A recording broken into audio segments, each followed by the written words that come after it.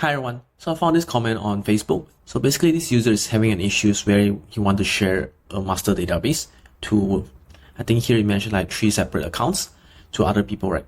And then he's providing them with full edit access. So I think here full access given. So the problem that he's encountered now is that, so once they share it, right, they cannot build their own database linking to and using the data from the master. So his idea is that, they share one single source of truth and then you want them to be able to build their own database inside it. So yeah, this gives some confusions like how Notion kind of works and how it kind of links to it. So let me just show that. So let me just give you an example. So basically from what Matthew did, I can imagine like, so he has this main database, right? So what he's done is that he's clicked share and then he shared to his user as full access.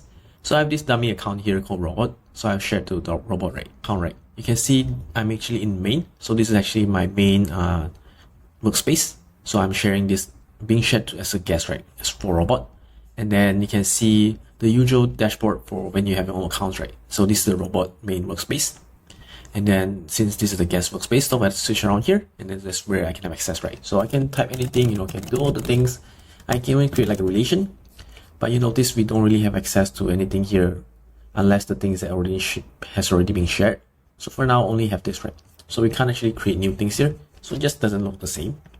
So the reason why this is happening is that, so for Notion, there's 2 tiers on how you can share to people.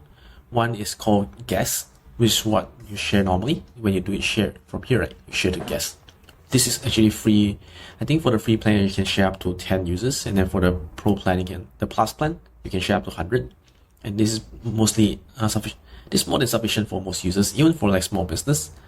But another plan is that when you share as a member, right? So if you share users to your workspace, so let me just go back. Yeah, you may go back to RoboRack, for example. Go to settings and then members, and then you try add members, right? So this is when you add members to your existing workspace, and then they can kind of add new pages, stuff like that. So it's kind of different. And in this case, for robot, right, essentially he's going to your page here, he's going to your workspace, but he can only see main database, and then can kind of really create new pages. This is the problem here.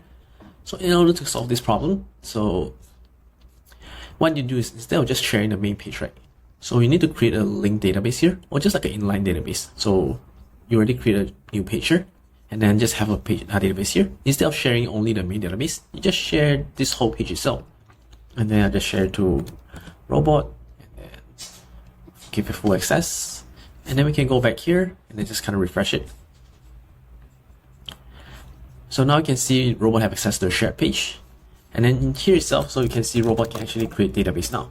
And then my database, and then I want to create relation, I'll link to my database, and then I can do anything that's related or needed here, so you're kind of connected. So that's how it works.